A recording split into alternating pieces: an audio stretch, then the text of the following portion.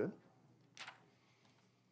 Good evening and welcome everyone to our monthly Fairport Historical Preservation Commission meeting. One of the goals of the Fairport Historic Preservation Commission is to educate and to engage with our community.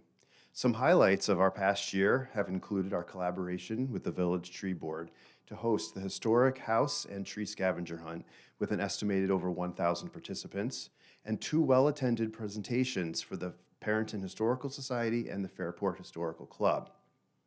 Tonight, we celebrate our final meeting of 2023 and the holiday season with a very special presentation by Parenton Town Historian Bill Poore. However, before I introduce Bill, I'm going to ask my fellow commissioners, as well as Jill Wiedrich, to please introduce themselves. I guess I'll go first. I'm Jill Wiedrich. I'm the village planner. Chuck Smith. Laura DiCaprio. George Davis first, because you wouldn't see me otherwise. Thank you all very much. And I'm David Stites. I'm the Deputy Chair of the Commission, and I've served for almost 7 years now. I would also like to recognize Kara Myers, the Chair of the Commission, who unfortunately couldn't be here this evening. She does send her regrets. And now it is my pleasure to introduce Bill Poore. As many of you know, Bill is a historian for Parenton and the village of Fairport. He has had a lifelong interest in history, especially local history, sparked by school social studies teachers and his own family's involvement in the Civil War. A retiree of General Motors, Rochester operations, Bill helped to secure and preserve the site's historic artifacts. He's also been a trustee of the Parenton Historical Society for many years and was a commissioner of the Fairport Historic Preservation Commission since its inception in 2007. As town historian, he has led walking and bus tours and given presentations on numerous topics, as well as hosted hundreds of school children each year on field trips to the Fairport Historical Museum and other locations. Please join me in welcoming Bill.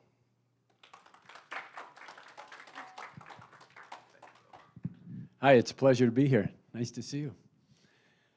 It's great to be in this room and to have the capability that you have here technology-wise, because I have a lot to show you, and you have some great, big, wonderful screens to see that, so I'm anxious to share this. I'm going to be talking about, if you can put up my, thank you, a topic that I've done before, but it evolves and changes over time. I call it Who Moved My House because I went to a training session once years ago.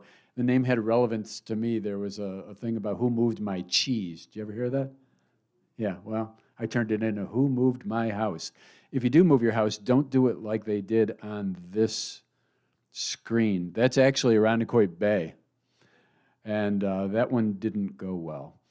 I've done this, as I've said, this particular one. I do a lot of different presentations and a lot of different topics. I've done this for years, but I keep adding to it because we keep finding more and more properties that have been moved. My sources initially were really probably a couple of great women that were active in the Parenton Historical Society from the beginning, who cataloged the movement of some properties all the way back in the 30s and 40s and 50s. And I think when I started, there were in the neighborhood of 20 known moved structures in Parenton, including Fairport. Right now, we're up to about 173, and it's ridiculous, and you'll see they vary greatly. It's fluid. It keeps changing. Oops. If I get too far from my machine, I might not be able to.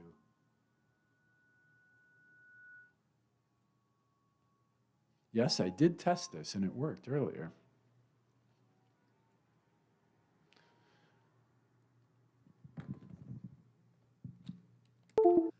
Don't adjust your sets. Remember when they used to say that to us? I don't suppose you have a slide changer, do you? Oh, it would. I appreciate that, and it would be tedious. So. That's all right. Wonder what happened. Do you? Thank you.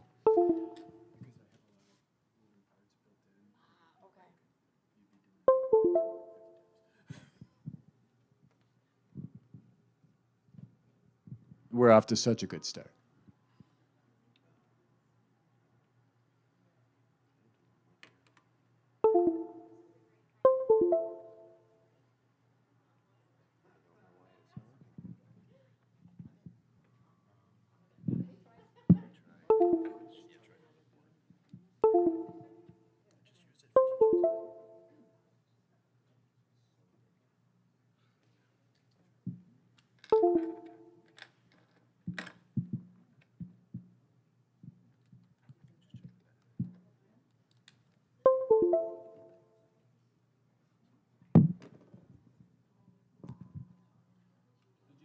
refreshments.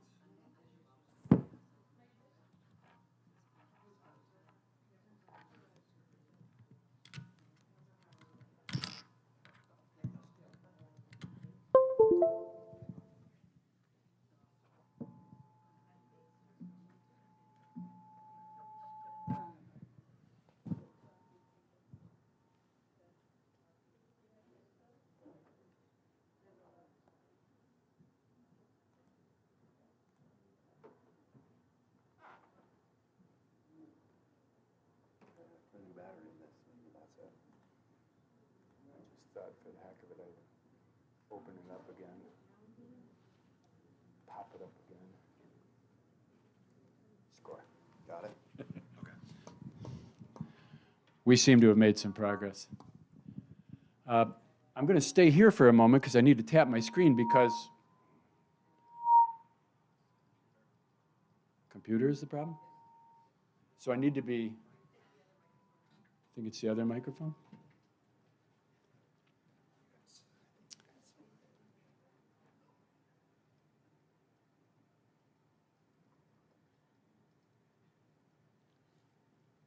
Well, we can talk about the historic preservation commission. So the commission meets the first Thursday of the month, when there's agenda items, and also meets to discuss plan for goals. So last January, one of the things we did was talk about things that we wanted to accomplish in 2023. So like we said, we accomplished many of those, and we're hopeful that Bill will be a return performance. Based on our beginning here, you might not want to extend that invitation quite yet. So as we get started, I wanted to show you one thing that's kind of cool. I'm going to show you about a 20-second, 25-second film that is from 1938, that is Main Street in Fairport. And this film was taken by Bob Kramer. Bob Kramer was a 1937 graduate from Fairport High School, and he went off to work at Eastman Kodak. And he was working in the experimental film labs. And what they did is they said, Bob and to the other workers, go out, here's a movie camera, go out and shoot some film, color film, that was the experimental part, and then bring it back and we'll refine our processing of these films as we make this more commercially viable. So as a result, Bob shot films around Fairport and Parrington, and this is one of those that I'm going to show you. And it's really quite brief, but it's kind of fun to see. It's a rare opportunity.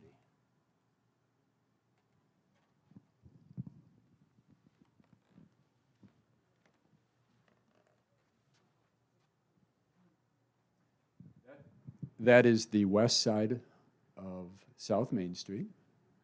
Urban Renewal removed those buildings in the 1970s. That gentleman is heading towards the intersection of West Avenue, when West Avenue intersected with Main Street at the lift bridge. You'll see that. So this is the Depression. There's West Avenue, there's the corner.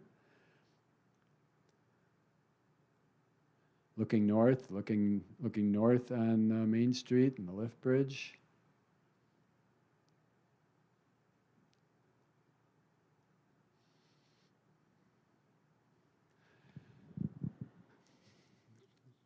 Kind of neat, I mean, imagine how old that is. Okay.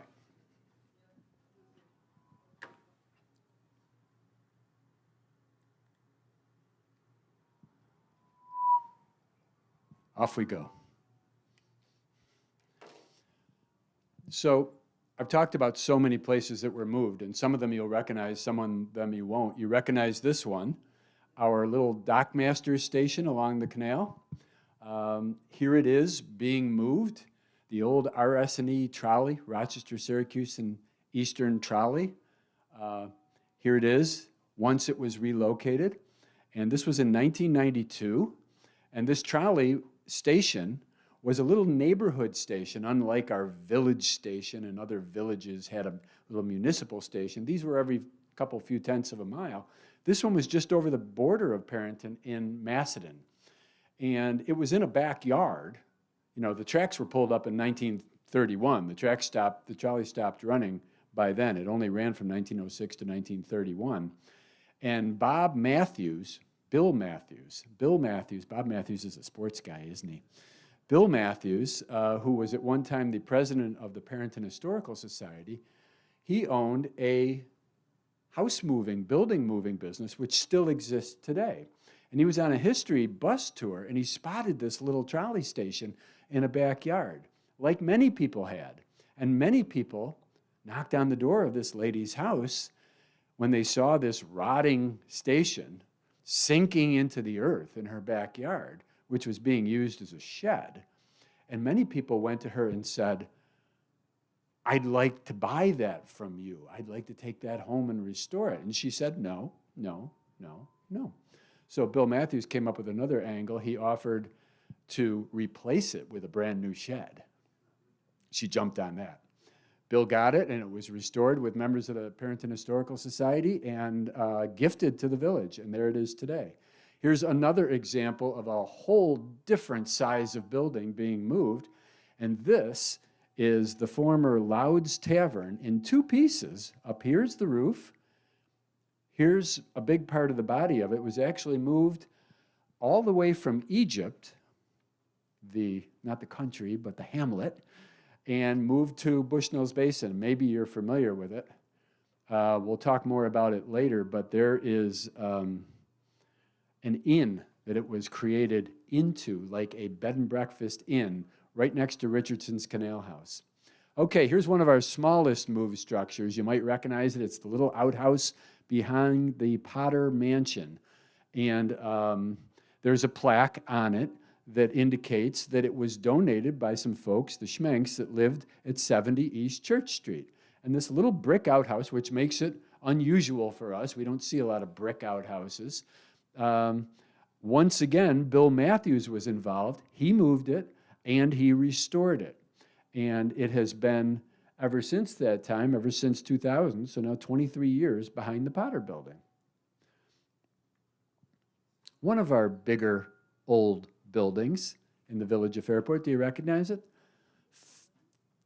38 West Avenue, on the north side of West Avenue. That green building to the far right is where Moonlight Creamery, among other things, is located. This building picked up and moved. And how do we find these things? How do these things surface over time? Well, this one, all it took is a newspaper item from March 14th, 1912, passing of an old landmark, is what it says. And it was called the Schumers Block.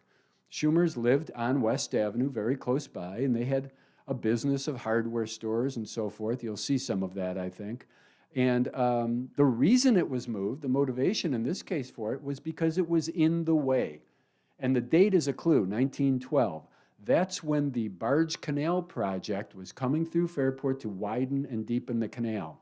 And when that happened, the south bank of the canal was pushed out to the south about 40 feet, meaning things were in the way. Many of them were torn down. At least this one was picked up and moved. And it's a pretty substantial building. But if you look at the image on the right, even though it's just a bad newspaper image, you can see the horizontal lines. It's a wood frame building. And when it was moved, it was a wood frame building. Then later, not much later, the masonry front and sides were added. It didn't start out as a masonry building.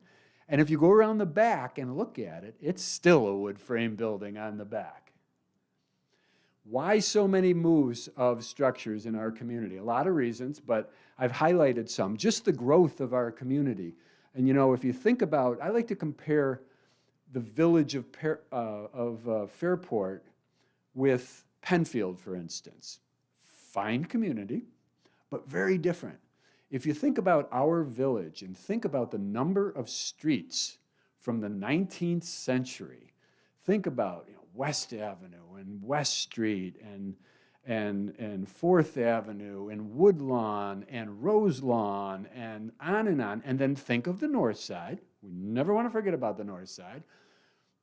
East Avenue, East Street, Frank Street, all of that on either side of Main Street. We were growing. We were growing because we had a railroad, and before that, a canal that brought industry that brought development, that brought manufacturing, brought jobs, and therefore brought houses. Now look at Penfield. Think of the four corners of Penfield. Other than the main roads, Penfield Road, 5 Mile Line Road, Baird Road up here, the other old roads that had been there since the beginning of time, there's about one old street in the four corners of Penfield, Liberty Street. That's about it. And half the houses on that little street are from 1940, 1950. And so we are different, and we grew because of that difference here in this community.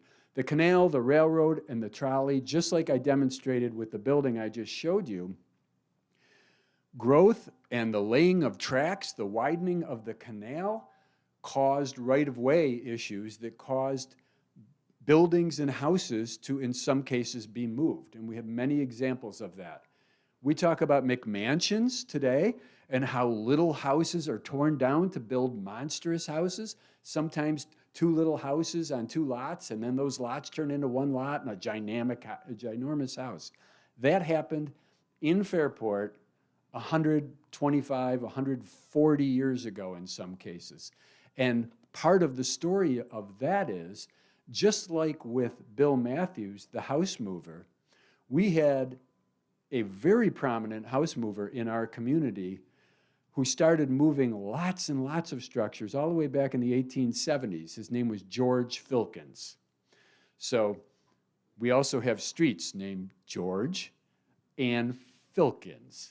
That was his development. There are many examples where houses from Main Street and Church Street were picked up, old houses, picked up and moved to the new development, put on George Street, Filkins Street, or others, and then a new big house built in the 1870s, 1880s, and 1890s on those main streets. That's where people wanted to live with their big prominent house. So lots of examples of those. Also, there were no landfills. People were very, almost today the way we think of it, environmentally sound. They didn't throw things away. They reused things, including houses.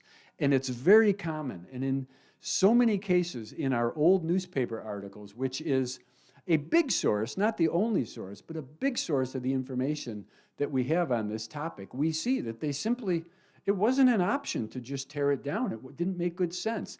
They found a way to have it make economic sense, and that's our last bullet, economic sense, to move a structure. It was also a lot easier back then. We'll talk about it. This is I'm using the 1885 bird's eye view of Fairport, which I've put all those red and green dots on it. But fundamentally, the 1885 bird's eye view, I think, wouldn't this be a great thing to have in our village somewhere as an enormous mural on the side of a building or somewhere? I think it would be so cool to have this, because when you zoom in on this, there's great detail, and it encompasses the vast amount of where we are here. Anyway, I tried a few years ago to identify with red dots where structures were moved from the village of Fairport, with green dots, not correlating, but just here are places where structures were moved to. I wound up with a big jumble of red and green dots, which just tells me that it happened so many times. I haven't even updated this since the last 30 or 40 or 50 moves. Enough to say, there's a lot of dots. But one thing, you can draw some conclusions. For instance, here's the canal. Here is South Main Street. That film that I just showed you, these buildings right here. All those great buildings that are in those films that were torn down during urban renewal, they weren't the first structures on South Main Street. The first structures were typically early settler houses that then evolved into commercial building with kind of a storefront built on the front. And in many cases, the houses, the early houses that were on South Main Street, were picked up and moved to, in some cases, East Church Street. I'll show you a couple of those. Okay, I try to keep track of all this, and it's maddening, but here's a chart that tries to tell us when all these moves happened.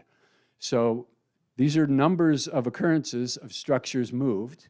And these are the decades, 1830, 40, 50, et cetera, all the way down to 2010. We had one moved in 2010.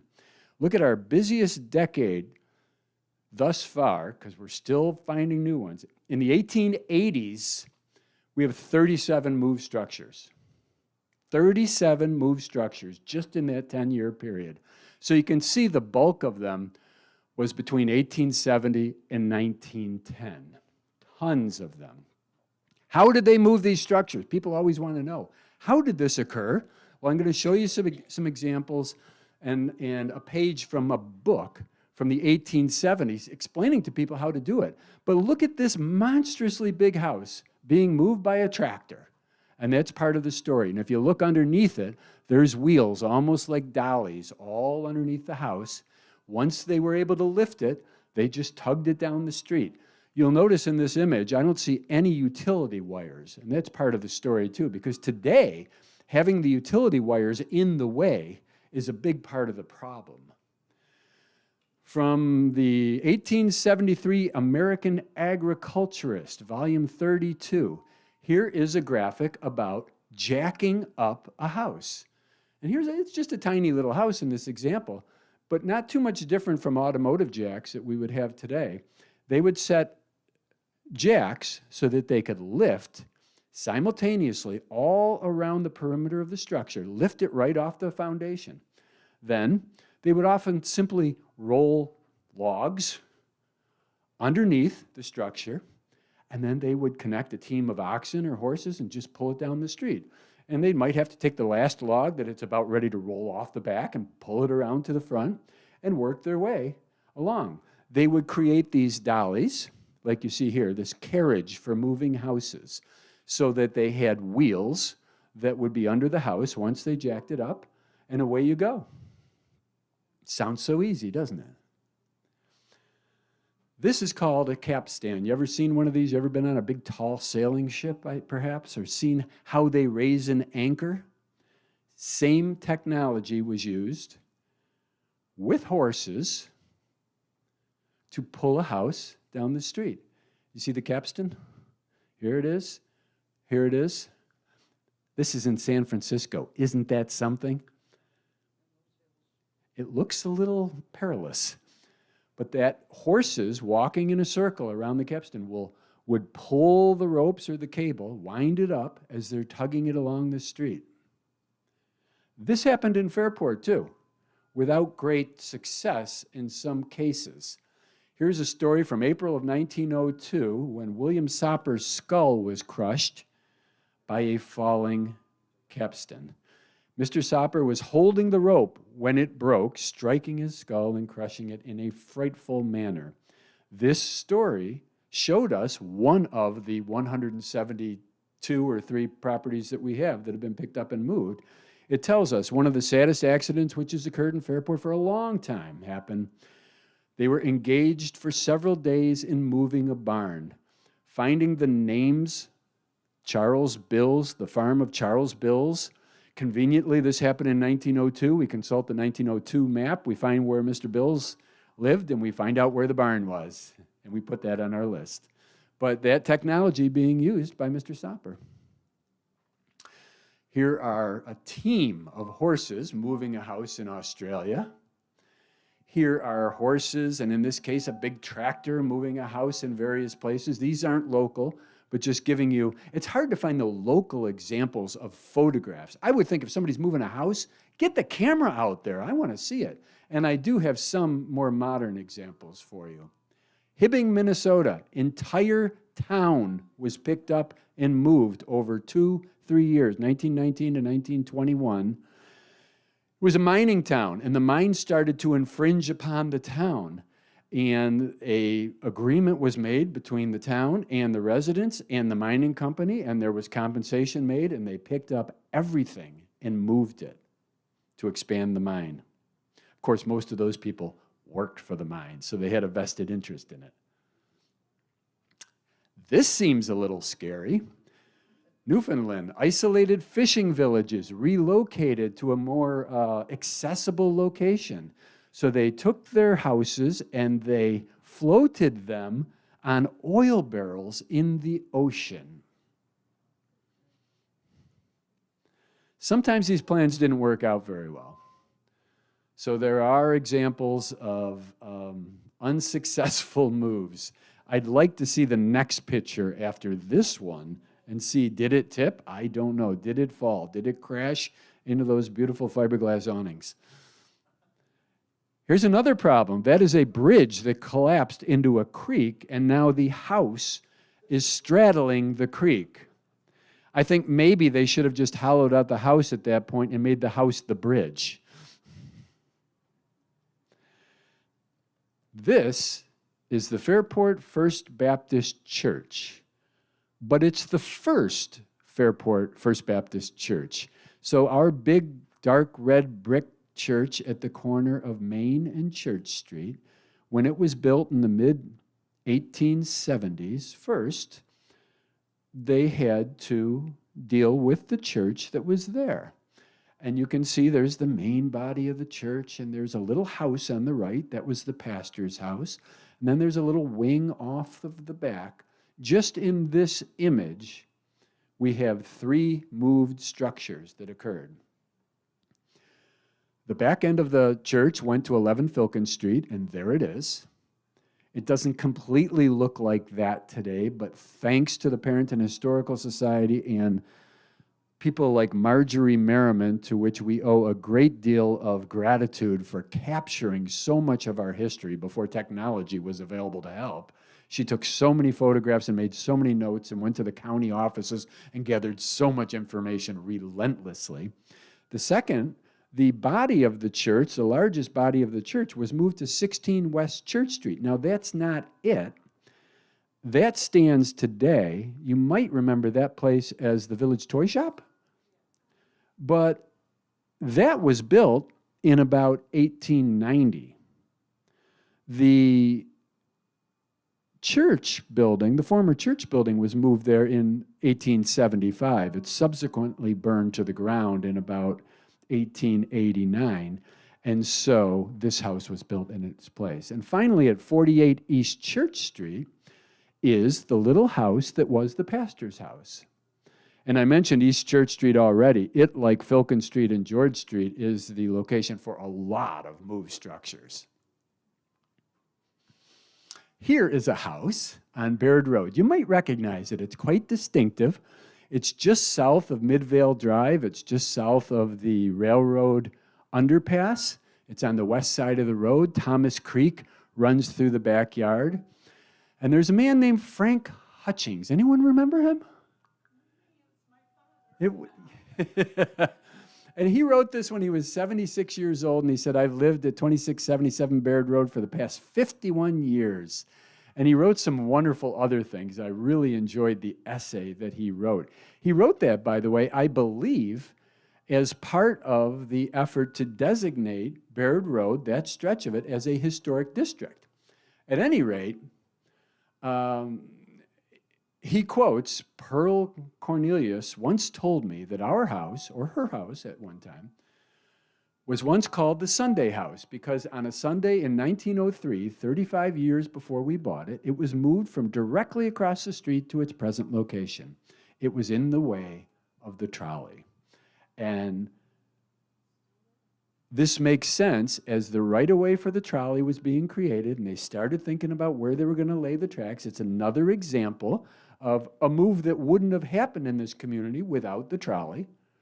So it's a wonderful house. I also want to mention that he also wrote, and I find this to be as far as I'm concerned, a very optimistic, uplifting little thing to think about. Thomas Creek goes through the backyard, and it winds beautifully through that backyard, and it's very scenic. And however, he wrote that it was essentially, I'm paraphrasing, a polluted mess. And, you know, Thomas Creek, Irondequoit Creek, the canal, compared to today, they're crystal clear and clean compared to old days. They had sewage issues. They had real pollution issues. And then the Monroe County Pure Waters Act came along and cleaned that up and routed all that off to Van Laer treatment at down by Durand Eastman Park. And he wrote that the following spring, trout were spawning in the creek in their backyard. Just like that. Yes. One thing that I should just quickly point out, in the 1950s, Barrett Road was straightened some so people could see under the underpass. And so for our house, it gave us a bigger front yard. Ah. The way they, because that, to me, that picture is, it's an older picture, but it's interesting because the yard is really a little bigger in the front now than it was. It's bigger than this. Okay. And while we're talking about that, I mean, there's a lot of preservationists in the room. I love that the underpass is still one lane. Yes, it's a little inconvenient, but opening that up and turning it into two-way traffic would be such a dramatic change, one. And there was a move afoot 40 years ago, all over in the newspapers, that this was a necessity, that this had to be replaced, and they needed to create a modern, think East Rochester, Lincoln, Washington, create some big monstrosity of a underpass, overpass. It was an utter necessity. Here we are 40 years later, and if you wait there for a minute, most times, that's a lot. What's the hurry? Here's a view of that house and the creek during a flood. We have a lot of pictures of things happening like when there's a disaster, like a flood. So we see all this, and we have to keep in mind, there's a problem. That's why the horse and the wagon there are trying to figure out, what do we do now? It's great that we have this architectural drawing of a house in Village. Do you recognize it? It's on Perrin Street. It's 2 doors south of the museum at 18 Perrin Street. Terrific house that was built for Charles Howe, who was president of Village of Fairport at that time. President is what we had before mayor, 1-year term. But the fun thing about this is, this drawing is signed by the architect, John Rochester Thomas. John Rochester Thomas, at least around here, was a big deal, and he designed hundreds of churches up and down the East Coast, including our own Congregational Church and our own Fairport First Baptist Church, and a few other things, and this wonderful house. I'm showing you this not because this house was moved, but because it caused a house to be moved. Here's what the house looks like in more modern times. And if you've noticed, right now there's a wonderful couple that lives in Parrington that has purchased the house and is turning it back into a single-family home. And I was so happy to see that. We need a lot. We have a lot of housing issues, but this is a great house, and it's being saved. Why did I feature that house? Because this little house used to be there. It was the last place that it was, but it has actually been in 4 locations. 4 locations. Right now, this is at 18 Filkin Street. But before that, it was at Perrin Street, where I just showed you. Before that, it was on the south side of the canal, pretty close to the Turk Hill Road Bridge. And before that, it was on the north side of the canal, pretty close to the Turk Hill Road Bridge. Moved so many times, and we don't know the backstory for all of those, but there's pretty good documentation of all that. It's been talked about for ages. So that house has a special history. Here's a newspaper story from 1903 that does chronicle those moves. So this is the type of thing that we use as some documentation when we say, yep, we can include that on the list. They've been saying it for 120 years. Yes.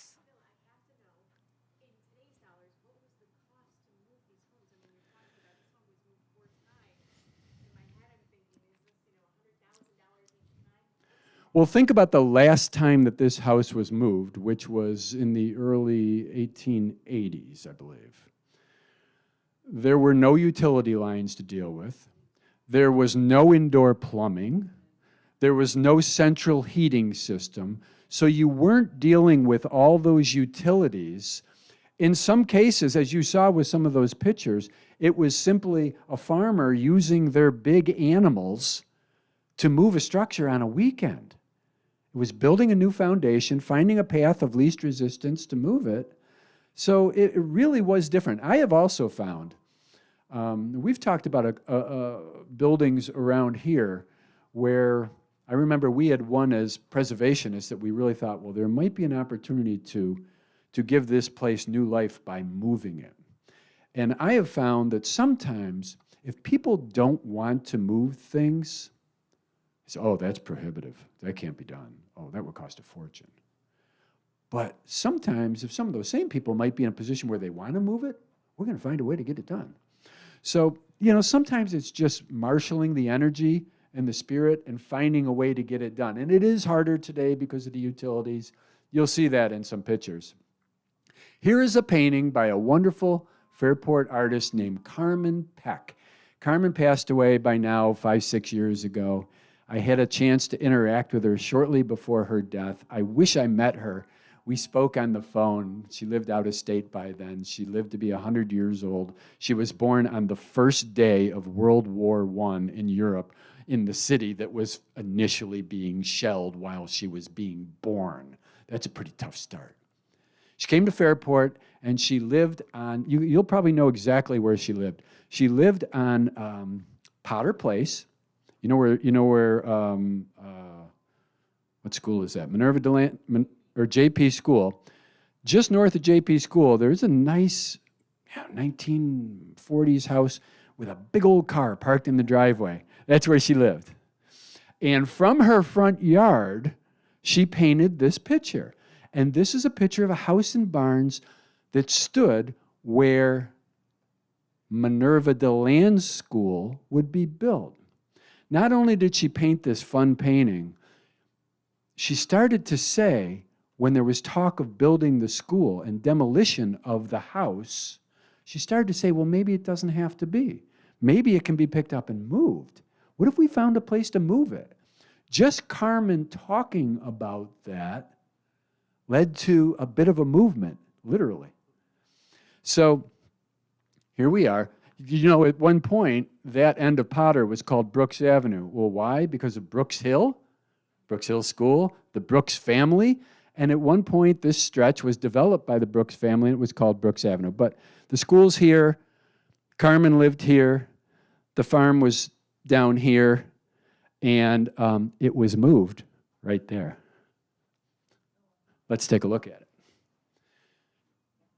Here is the house just before it was moved. It's a little bit deceptive because it looks so much different in the bottom view, but it's the same house. And here it is after it was moved. It's still there today. And in all its Greek revival glory. Now, here is a picture that really stumped me for ages. You might have heard me say before, several years ago now, a woman was kind enough to donate this crate full of glass plate negatives that was in her house for decades. And she bought them in an auction on a house on South Main Street, the Wagner House, which was torn down for urban renewal. Many of the pictures were of Fairport. This house I struggled with. I couldn't find it. I couldn't figure out. I couldn't find an image that matched it. It just looks enormous to me, and I thought, I don't even know if this house is Fairport. There is a clue in the house next to it, which looks much later, with a big, tall chimney. And then I got a break.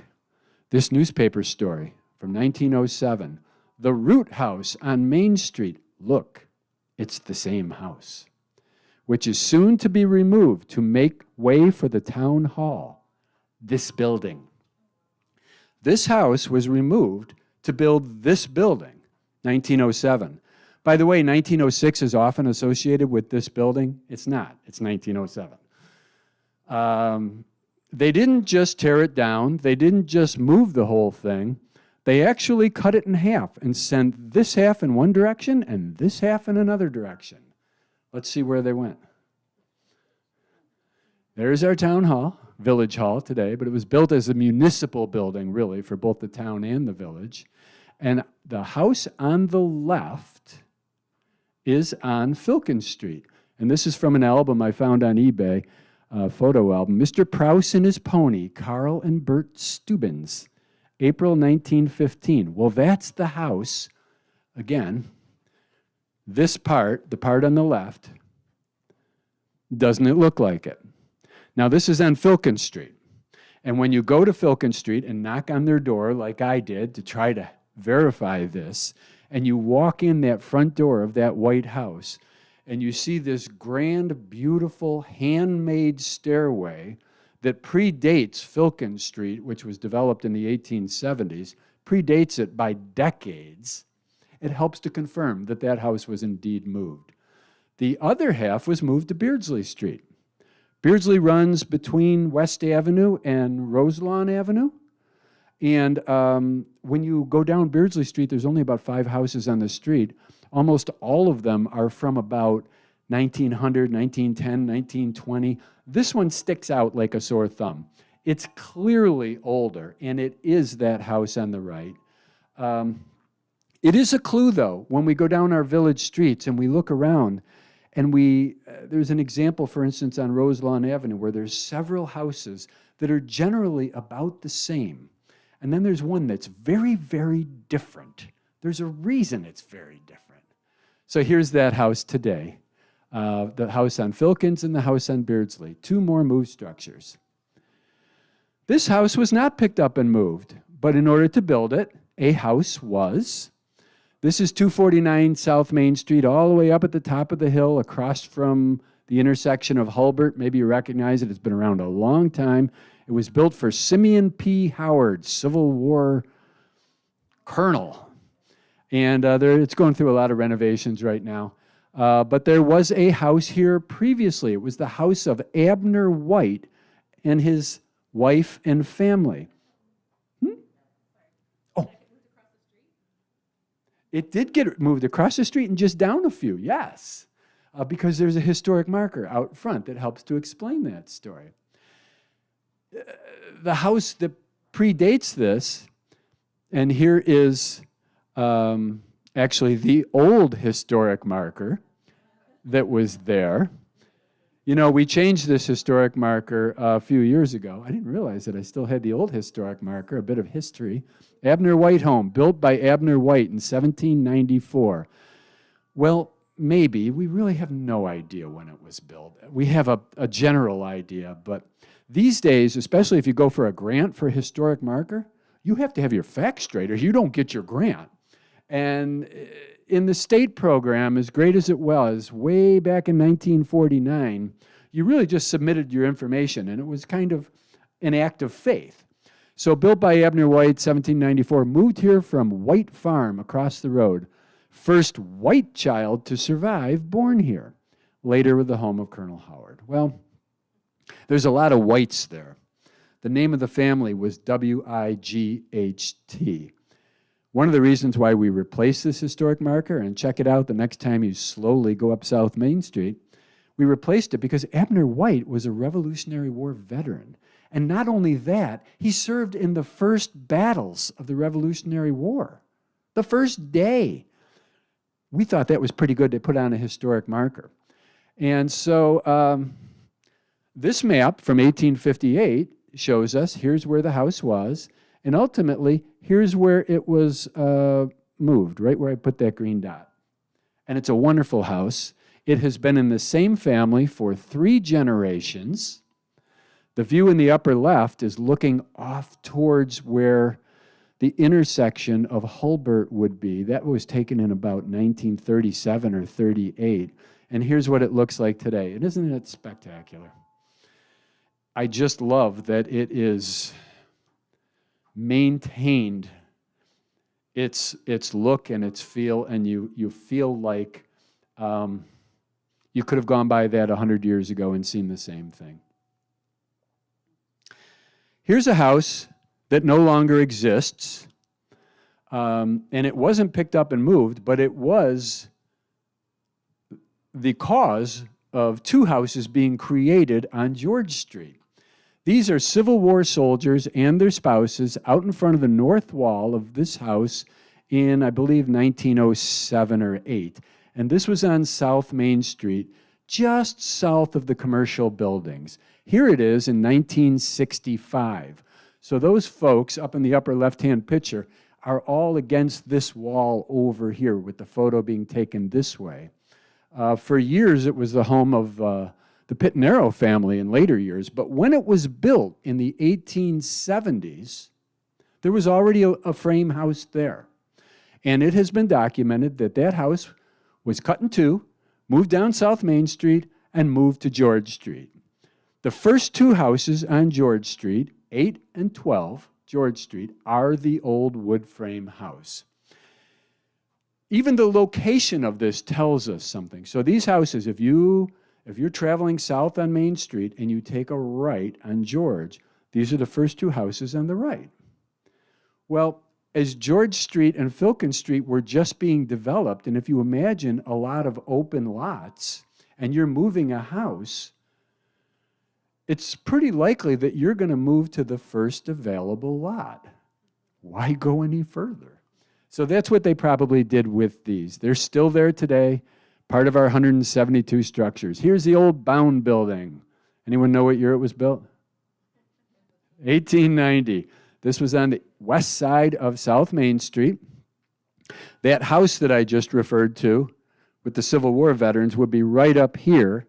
You'd have another building here, and then a little dry cleaning business, one-story masonry building, and then that house. That's where we are. So the Bound building was built in 1890, but in order to build it, two houses were picked up and moved. In this case, we're using the 1885 bird's eye view of Fairport. I showed you that view that showed the expansive view of Fairport, and it shows, here's some buildings along South Main Street, but then there's a couple looked like houses. Remember I told you that? Well, they were picked up and moved. Let's take a look at them. Even today, they exist. A double house at 6264 East Church Street, and here it is in more modern times. That's the same house, and it was the home of Daniel DeLand on James DeLand on South Main Street. We often hear about Daniel DeLand, we hear about Henry DeLand. Well, there were more DeLands. So there's this one. There is another distinctly different story of a more recent change. When I first saw this picture in the town archives, these photos are typically from about 1960. I thought, wow, what's the story of that house? I ran into a man who very precisely told me that house, if you're on East Church Street, and you know the entrance to the condominiums before you get to the cemetery? Right at that entrance is this house. Well, this is this, but it was picked up and moved 2 lots to make way for the entry to the DPW that used to be where the condos are. When they moved that, then they added this, and they moved it with this, a big Dodge pickup truck. They didn't move it very far. They moved it 2 lots. The Clark Building, built in 1910, torn down in about 1978. Didn't have that long of a life, maybe 76. The Clark Building on the south side of Main Street. I already told you about the Bound building. There it is, just to the left. This was the building immediately north. 3-story brick building, pretty substantial. When they built it, the owner, Mr. Clark, who owned a lot of property in Fairport, and there were a lot of Clarks, this is just one of them, he bought the old building that was there. First, he talked about tearing it down. Let me show you the old building that was there. Here's the Bound building. Here is the little building. And because of the angle of this and the oddities of photography, all these buildings look more narrow than they are. This building, with these 4 round top windows, this big awning with these elaborate, what are really enormous brackets. And look at this. 1, 2, 3, there might even be 4 steps going to 4 front doors for, imagine going in that shop with 4 narrow shops. You know, maybe a hat shop, maybe a millinery shop, maybe a So it was a commercial building, probably maybe a dentist or apartments upstairs, but there were 4 shops on the first floor. Then the Clark building came along. They were going to tear that building down. In fact, it says here, it will be torn down, an entirely new building of brick built. There's a better view of that building. They did not tear it down. There was even talk of moving it back and having it being at the back of this building. And then at one point, we started wandering around the village, as we constantly do. We said, son of a gun, look what we found. It's on Pleasant Street. Here are the 4 windows. Here are the brackets that were reused to support the porch. And when you look closely at this house, which kind of backs up to the fire station, when you look closely on this porch are 4 front doors. Unmistakably, they simply changed the roof line, put on a dormer, and created a wonderful house out of it. And from the beginning, it has been a double house with 4 front doors. This house is on South Main Street at the corner of Orchard Street. Orchard Street runs up to Mount Pleasant Cemetery. It's a little street before Summit Street. And you can see in this old photo the original water tower, or standpipe as they called them back in the day, the original water tower up at the top of the hill on Summit Street. So wonderful Italianate house, although if you look closely and you look at this back wing and you look at these architectural features, looks pretty Greek Revival-ish back there, doesn't it? So I would suspect that that's the original house and that the Italianate was built on the front. This I can't verify. There may be another hidden house move embedded here. I wouldn't be surprised if this was out at the street. And then in the 1870s or so, when they built this, or 1860s, they moved that back. But I don't know that. But I do know something. Here it is, more like 1960. And look, that back wing's not there anymore. Oh, they tore it down. That's a shame. Or did they? Here's another image from probably about 1915, and you can still see the back wing. But there it is, right around the house, right around the corner on Orchard Street, the first house on the south side of Orchard Street. In fact, it was just for sale. This is a 1960 assessor's photo. Here's the house at 155 South Main Street today. And here's the house on Orchard Street, and look where it came from. Literally, they just moved it from the backyard and slid it 40 feet, 50 feet. Another moved structure. They're all around us. The Fairport Baptist Home, up at the corner of Whitney and North Main Street, Route 250. And actually, 2 structures have been moved from there. One was a house, a little house that was built for, I believe, the pastor of the Baptist Home. And it was moved in the neighborhood of 1970, and it was moved right over the lift bridge. Wow. The second goes way back. We call that Whitney because of Jesse and Harriet Whitney. That's where Whitney Road comes from. And they lived on a big farm on the corner where the Baptist Home was built. Well, then the DeLands came along, and our friend Levi and Mary DeLand. Levi was the son of Daniel and Minerva DeLand, who lived kitty corner in that wonderful house at 185 North Main Street. Levi had a house on South Main Street that his mother gave him for, I think, $1 and eternal love or something. But then he wanted a bigger, more grand, more elaborate house. He bought the Whitney farm.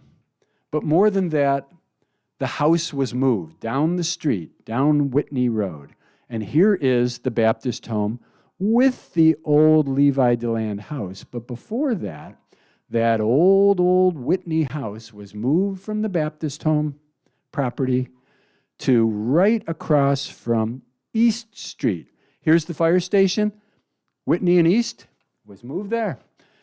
There it is in that etching from the Monroe County history book of the 1880s, and there it is in about a 1940s photograph. Same house. Here's what it looks like today. Still there. And when I knocked on the door when some new folks bought that house a few years back, and I shared some things with them, they were so excited. You never know how that's going to go. Sometimes when you knock on a door and you tell people their house is 60 years older than they were told it was, they're thinking, well, is that a good thing? I'm not sure. Maybe I should embrace that. It's okay. So here's a spreadsheet that I use to try to track all this stuff, and it's pretty rough. It's constantly moving and evolving, but I identify the original location, the owners at the original, whenever I have the information, the year moved, new location, and then some notes to support that so that we can keep on top of that. Because when you have this many moved structures, it's hard to keep on top of. Here's a place that you might be interested in, 1355 Fairport Road. Now, you know where the bowling alley is, and if you just go west from that, a family named Peters ran a beautiful little Christmas tree operation and beautiful gardens and so forth. Think between the bowling alley and where Tom Walls is. And here is the house today on Pittsford-Palmyra Road. Changed a little bit, but it is the same house, and it wasn't moved all that long ago. It was moved to build McArdle's. And that was a pretty significant move. Imagine they went all the way down Jefferson Avenue, then they took a left on Aralt and a right on Craig and came out on 31. Another church. This church used to be on East Church Street. And there is a stone church there today. Note the little house that's on the right, well, big house that's on the right. That was the pastor's house. And here is the smoking gun evidence of this one, 1892. Permission be granted to O.C. Adams to move building now on Church Street to South Main Street, and Adams to be responsible for all damages, if any. He had to make the necessary arrangements to move that church so that the new church of stone could be built. So it moved to South Main Street. Here's a photo looking over from Clinton Place. And I show you this because just showing this architectural detail. The house has been resided for decades. But if you go back and look, and just simply look at this part, and then look at this part. So we combine the newspaper articles, we combine the physical evidence, we talk to the owner, who has documented, by the way, the owner is our former mayor, Fritz May, and he has found plenty of evidence of the old church in the interior of the building, and there it is. And after being moved, it quickly, immediately, became a two-family house and has been for, 130 years. Other houses are out in the town. This is one example of one on Fellows Road that was picked up and moved across the street. So many barns that were moved, it was incredible as farmers were reorganizing their buildings. Here is a barn that was on Baird Road that started out as a house, and when they built a new house, they modified the old house into a barn. And then it was used, Marjorie Merriman tells us, as a chicken house in 1940. And this house you certainly recognize on West Church Street, 113 West Church Street.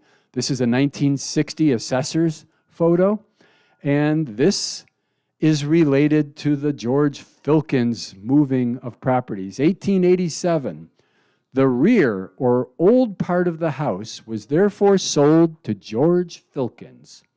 And he has removed it and is making of it two houses.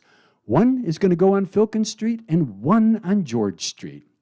Now, I've never figured out which those two houses are, one on Filkins and one George. I can't quite nail that down, but the fact that we know that it was moved from here, we know it happened.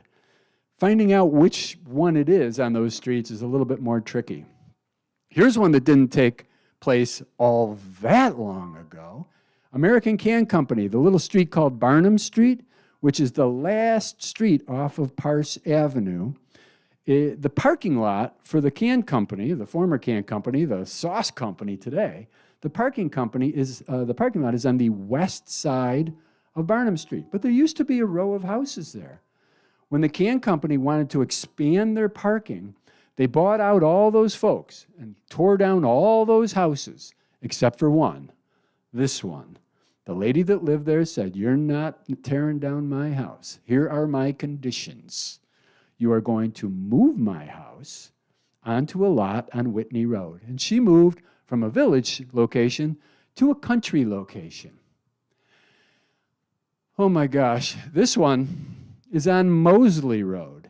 And you might recognize, I hope it doesn't pop up. Okay, there's a little red house just as you pass Hulbert Road going south out of town. On the east side of the road, there's a little farmhouse. It's red. That's it. It used to be down near the corner of Mosley and Aralt Road. Now we're at West Avenue. And this was known as Shaw's Hall for years and years and years. It started in this location in the 1860s. And, you know, before we had a community center, before we had a place where people could meet, private buildings served as the meeting place for the community. And that's what this did. This brick facade was added years and years later. But this was Shaw's Hall, a place where people could meet.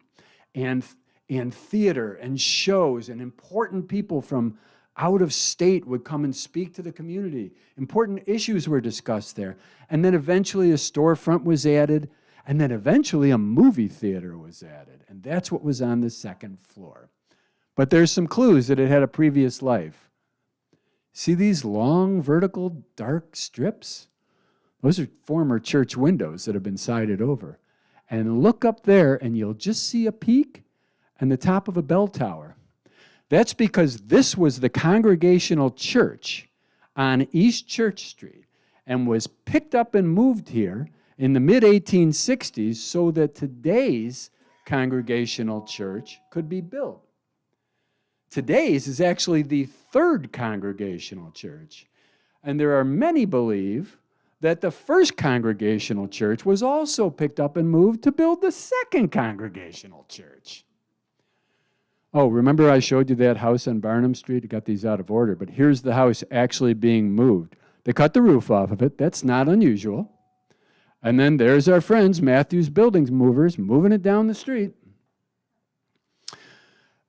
It really is a factor that Matthews existed, and they have been moving structures since the mid-1800s, and that they're part of this community has caused probably more than otherwise would have been moved because of our connection with the Matthews family.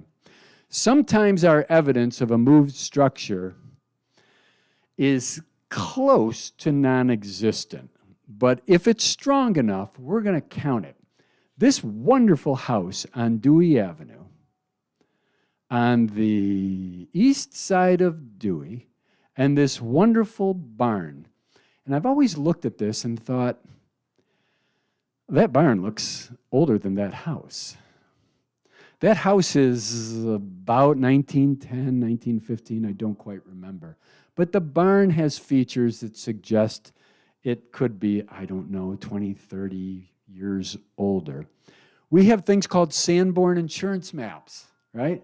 And these Sanborn insurance maps came out every 5 or 10 years, and they showed detailed differences over the issuance of these maps. And in this case, one map is enough, because this map, this little section of the Sanborn insurance map, here's Dewey Avenue going south. This house in 1915 is right here. That barn's not there. There's a hen house there. And it's certainly not the shape of that barn. So in 1915, the house was there, but the barn wasn't. That barn was moved. We can't figure out, and more people than me have tried to figure out where it came from. Maybe we'll figure it out at some point. The Green Lantern, or as we call it today, what do we call it? DeLand, no, we call it DeLand on Main, don't we? DeLand on Main? Green Lantern, we'll go with it.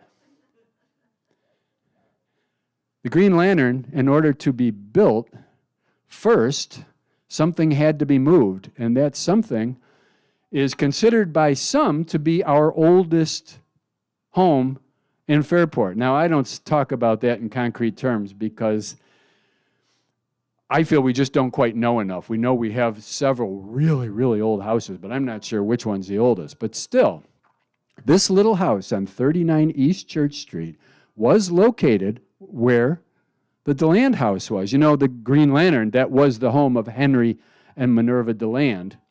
And they built that in the mid-1870s and first moved this little early house just down the street. And that's often the case that you find just down the street. Oh, let me tell you one more, though, that's kind of fun. It's not completely a moved house, but back behind DeLand's house was a barn. And long, long, long ago. And you're going to know this. You know where Potter Street intersects with West Church Street? And then there's a great white home with dormers. And then the next house is this beautiful brick house, distinctive brick house. We found notations that that house was built with materials reused from that barn. So that's fun. Here's a view of North Main Street. Don't worry, we are winding down. Here we are on North Main Street. We're looking from the lift bridge, but the lift bridge didn't exist yet, so we're looking from the bridge prior to that. North, you can just make out a railroad gate here. This is the Millstone block. Doesn't look anything like that because it was modified shortly after this picture to look more boxy. And the next thing is this building. Well, this is where the trolley station is. Our old trolley station, which has been several things, is now what? It is a knitting store. So this was a mill. This was Boylan's Mill. Mr. Boylan owned it, lived on West Street, and the trolley came along. They were opening up in 1906, and they said, we want to put our station right there. That's the perfect spot for it, because the trolley tracks would go right across here and right down the center of what we call Lift Bridge Lane East today. Boylan didn't want to sell. They started to build their trolley station on what we call Lift Bridge Lane today. Disappointed they couldn't get this property. Then Boylan finally changed his mind and agreed to sell. They stopped building the trolley station on Lift Bridge Lane. A farmer down the street on Parker Street bought it, picked it up, and moved it with a team of oxen on Friday night.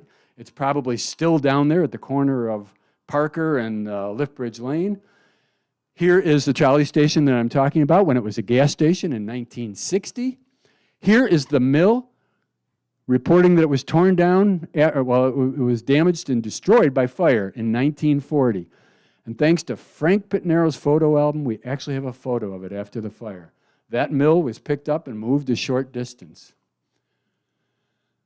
Oh my goodness, this home is on South Main Street, 205 South Main Street. I'll bet you recognize it.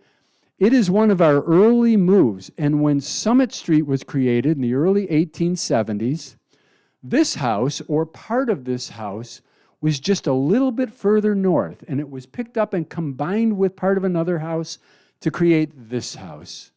So many different stories from these. This house, the first one on Filkin Street, Marjorie Merriman tells us, was the part of the old Congregational Church, she writes. So the one that was moved to West Avenue, this was probably off the back of that church. Picked up and moved, she says, between 1872 and 1876. And this one, you recognize this place, I suspect. This is on East Church Street. There's a historic marker in front of it that talks about it coming from Fulham Town. Fulham Town is where Parrington Park is, around where the bowling alley is, where the canal and Main Street turning into Fairport Road crosses. Here's a map from 1822, Fulham Town. One of these dots is probably this place. And here it is in a more recent photo, picked up and moved. Why did they move it? Because When the railroad came to Fairport in 1853, Fulham Town kind of dried up and Fairport became the place to be. And they said, at that point, we'll move the old hotel and repurpose it. Talk about repurposing. I showed you at the beginning of the story Loud's Tavern and how it was moved to Bushnell's Basin. One of the reasons why it was moved, look at how close it was to 31. It would even be closer today because the road got wider and got shoulders right on top of the road, and it was a wreck. In fact, here it is in another picture, windows all boarded up. Here is just one of about 50 interior photos I have. Does this look like a place that you would want to spend a night? People did, though. It was picked up and moved in 3 pieces, moved down the highway by our friends at Matthews Movers, and it did become that wonderful inn that was a very popular place. It is a private residence today, but for some years it served as a bed and breakfast. Here are some photos from a magazine feature that was done on this home when it was named one of America's 10 best inns. And the cover story is The Wonderful World of Oliver Loud. That's our Oliver Loud of Egypt. So also in Egypt, a little house, and here I can give you a good demonstration of a house being moved in, I think, about 1940. There's a canning factory. Remember, Comstock used to be out there near the corners in Egypt. And the early canning factory right here was really there before 1900. This house, owned by John Rainbow, was picked up and moved just up Loud Road a little ways. And they took some nice photos. They showed the preparation of the lot, the building of the foundation, and they've given us some captions. House just being pulled off the original cellar. This is 1936. House all out of the cellar. Here's a beer truck going by as the house is completely on the main road with traffic going around it. I love this photo. This looks like Norman Rockwell should paint this. Here's a little boy running alongside as the house is moving. 3 tractors lined up to pull it off of the canning site where it was. It was surrounded by canning buildings at this point. And finally, as it straddles a ditch on its way to its new lot, and finally working its way into its position. And how about that in this photo? Here's where it came from. This water tower still stands today on the old Comstock property. And there it is today. And so it has a whole nother life. And think that happened in 1946. That's a very long time ago. That's about 75 years ago. Even outhouses have been moved, as I showed the brick one. And finally, here's an outhouse on Monroe Street that was simply moved from one house to the house next door, probably when the first house got indoor plumbing. So lots of reasons for these, but lots of fun moves, and so glad that these places just didn't get torn down. They had a whole new life, and they are viable and important parts of our footprint here in the community. Thank you. Anyone live in a move structure? Yes, you do. Do you have a move? You never know. We might discover it. Chuck. Bill, I lived in Cold Spring, New York on Hudson River for 10 years, and the oldest house there was actually moved from West Point across the ice of Ooh. the Hudson River. It froze solid. They carted it across ice with, with horses. And, Remember my first slide with the one that broke through the ice? that was attempted, but the ice came. You're right, the ice wasn't thick enough. Very interesting. Yes, nice. Well, thank you very much. Thank you for your patience with my technology problems initially. Glad you were all here. Thank you so much, Bill. Thank you all very much for coming this evening. I'm looking forward to what our commission can accomplish next year. So again, thank you, and have a wonderful holiday season, everyone. Take care.